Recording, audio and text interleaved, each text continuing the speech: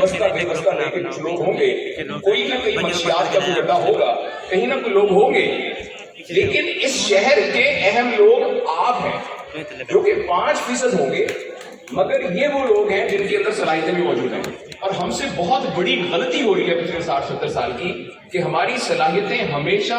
برے لوگوں کو پوائنٹ آؤٹ کرنے پر خرچ ہو رہی ہیں۔ ہم اپنی تمام صلاحیتوں کو برے لوگوں پر پوائنٹ آؤٹ کرنے پر خرچ کر رہے ہیں، ہم ان 5% لوگوں کو آرگنائز نہیں کر رہے ہیں جن کے اندر صلاحیتیں بھی موجود ہیں اور جن کی نیت بھی ہے۔ اور اگر ہم ایسا کرنے میں کامیاب ہو جائیں تو آپ دیکھیے گا اس طرح کا انقلاب آ سکتا ہے جس کی شکل آپ صادق آباد میں نظر آ رہے ہیں۔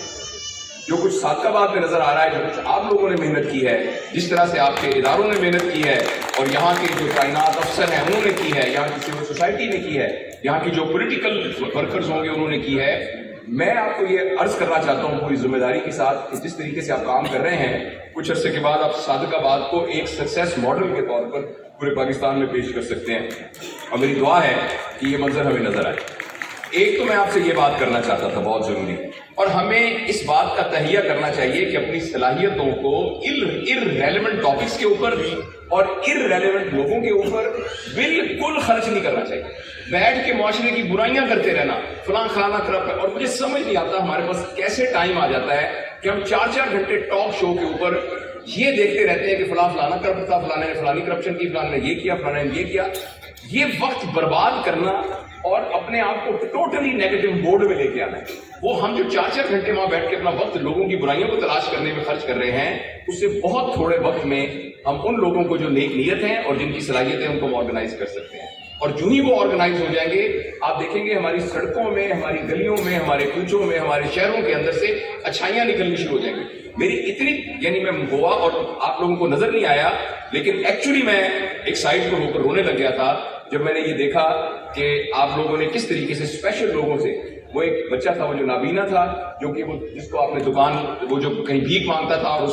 آپ نے اس کو دکان شروع کر دی۔ ایسے لوگ تھے کہ جو ہاتھوں سے معذور تھے، پیروں سے معذور تھے، اسپیشل تھے، آپ لوگوں نے ان کو اپنے پیروں پر کھڑا کر کے حلال اور باعزت روزگار مہیا کر دیا۔ تو نیکی اور بڑا کام صرف یہی نہیں ہوتا کہ کوئی آدمی K2 پہ چڑھ جائے، ماؤنٹ ایوریسٹ کو سر کرنا ہی بڑا کام نہیں ہے، پینسلین کو ایجاد کرنا ہی بڑا کام نہیں ہے، بڑے کام یہی چھوٹے چھوٹے کام کو مسلسل کرنے کا نام ہی بڑا کام ہے، جو کہ آپ کر رہے ہیں۔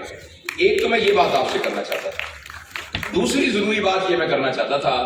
کہ جو میری عمر ہے نا، میں اس بات کو بہت اس نتیجے پر اس عمر میں پہنچا ہوں، میری عمر کے لوگ 50 اور 60 سال کی عمر میں جتنے لوگ ہیں اور شاید 45 سے اوپر ان سب کو اپنی نئی نسل سے معافی مانگنی چاہیے، کیونکہ یہ وہ نسل ہے جس نے اپنی ذمہ داری اس ملک کے سلسلے میں پوری نہیں کی، اور جو 2 بڑے کام اس نسل نے کیے ہیں جس کا شاخسانہ ہمیں نظر آ رہا ہے، اور آج جب ہم کہہ رہے ہیں کہ جی معاشرے میں نوجوان یوں ہو گئے ہیں، فلانے بھٹک گئے ہیں، یہاں بے راہ روی ہو گئی ہے، اس کے ذمہ دار وہ نہیں ہے،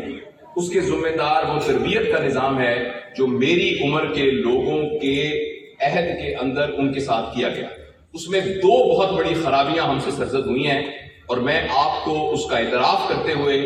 آپ تمام نوجوانوں اور بچوں کو یہ بتانا چاہتا ہوں کہ آپ خدا کے لیے اپنی زندگی میں وہ 2 غلطیاں نہ کریں۔ پہلی غلطی یہ ہے کہ میری نسل کے لوگوں نے فرد کو فرد کے لیے تیار کیا، آئی کو آئی، می اور مائن کے لیے تیار کیا۔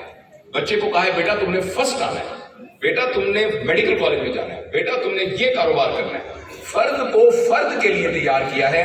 فرد کو معاشرے کے لیے تیار نہیں کیا، جس کے نتیجے میں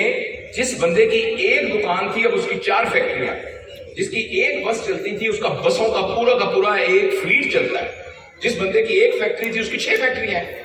آپ اور میں اپنے گریبان میں جھانک کر دیکھیں، آج سے 15 سال پہلے ہمارے گھر میں رہنے کا یہی نظام تھا جو اب ہے، ہماری سواریاں ویسی تھی جیسی اب ہیں، ہمارے پہننے کے کپڑے ویسے تھے جیسے اب ہیں، ہمارے بچوں کو ویسی سہولتیں ملتی تھی جیسے اب ہیں۔ ہم سب نے انڈیویجولی ترقی کی ہے، لیکن کتنی عجیب بات ہے کہ درخت پر اگنے والے تمام پتوں نے ترقی کی ہو مگر درخت پر پھل کوئی نہ ہو۔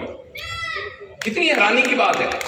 جب پاکستان میں رہنے والے ہر شخص نے ترقی کی ہے، کون سا سیاستدان ہے جس نے ترقی نہیں کی؟ کون سا افسر ہے جس نے ترقی نہیں کی؟ کون سا ڈاکٹر نہیں ہے جو کہ شہنشاہوں کی طرح رہتا ہے؟ کون سا فیکٹری والا نہیں ہے؟ کون سا دکاندار نہیں ہے؟ کون سا آڑتی نہیں ہے؟ کون سا ایسا شخص ہے جس نے یہاں ترقی نہیں کی؟ پھر کتنی حیرانی کی بات ہے کہ درخت پر تمام پتے لگے ہوئے ہیں، تمام جڑیں ٹھیک ہیں، لیکن درخت پہ پھل نہیں ہوتا۔ پاکستان کے بارے میں کہتے ہیں پاکستان بحرانوں کے شکار کے اندر ہے، پاکستان مقروض ہے، پاکستان پتہ نہیں بچتا ہے کہ نہیں بچتا، معاذ اللہ معاذ اللہ۔ اس کی وجہ یہ ہے کہ ہماری نسل نے یہ غلطی کی ہے کہ فرد کو فرد کے لیے تیار کیا ہے۔ ہم بھی اپنے بچوں کو آج کل فرد کے لیے تیار کر رہے ہیں، تم کامیاب ہونا،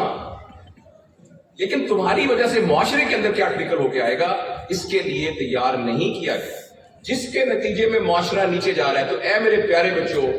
میں آپ کو یقین دلاتا ہوں کہ اس دنیا میں ایک کینچوا ہوتا ہے،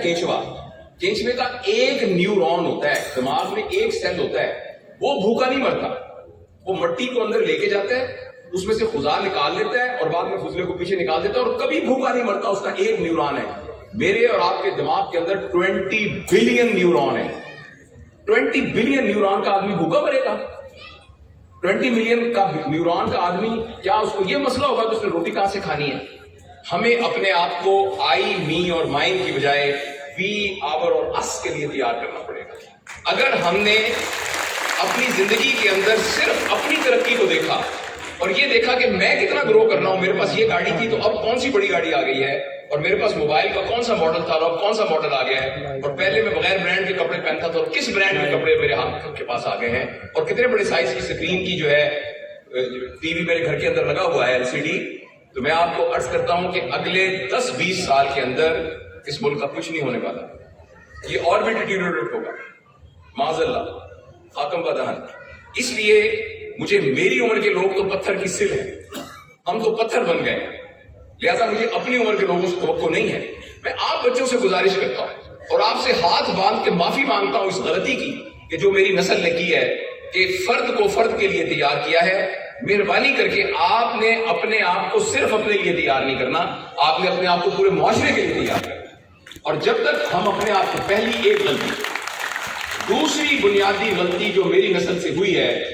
جس کے بعد پاکستان کا پورا ٹرینڈ چینج ہوا ہے، ایک زمانے میں ہمارے ہاں ویلیو تھی ایمانداری کی، شرافت کی، ان چیزوں کی ویلیو تھی۔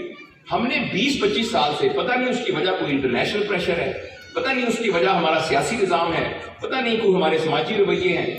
ہم نے پیسے کی بنیاد پر لوگوں کو بڑا یا چھوٹا سمجھنا شروع کر دیا۔ عام لوگ نہیں، اچھے بڑے سمجھدار بھی لوگ گاڑی کے سائز کو دیکھ کر فیصلہ کریں گے کہ اندر سے بڑا آدمی نکلے گا کہ چھوٹا آدمی نکلے گا، گھڑی کے برانڈ کو دیکھ کر فیصلہ کریں گے کہ یہ بڑا آدمی ہے یا چھوٹا آدمی۔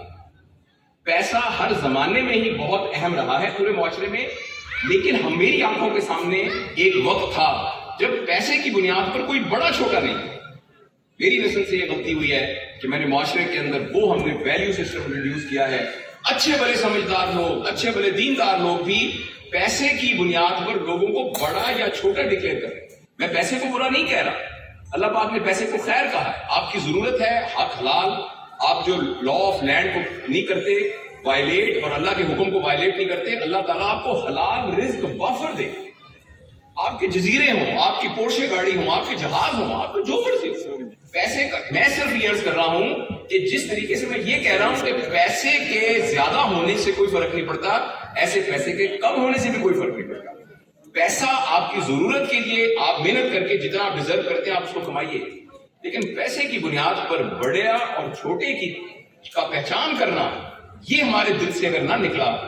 تو ہمارے ملک کا کوئی فیوچر نہیں ہے۔